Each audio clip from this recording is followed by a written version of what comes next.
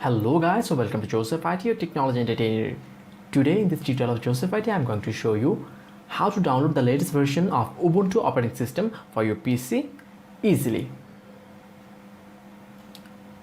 So first of all, I'm going to Google and typing Ubuntu download.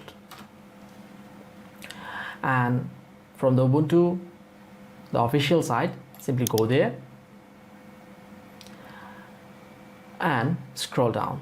Ubuntu 18.4. Okay, if you scroll down, you'll be able to find Ubuntu 19.10. This is the latest version, and it says that it will be valid until July 2020. Okay, so this is the latest one. So what we need to do right now, I'm just going to click on download, and within a short while the download will be started, and it's asking me to start download. The file size is 2.29 GB in size.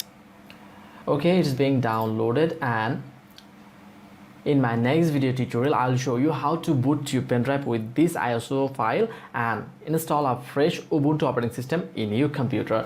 And I hope you really found this video useful. If you really found this video useful, then please don't forget to like the video, share experience on the comment box, and subscribe to this channel of Joseph IT. Hope to see you in my next video tutorial. Until then, goodbye.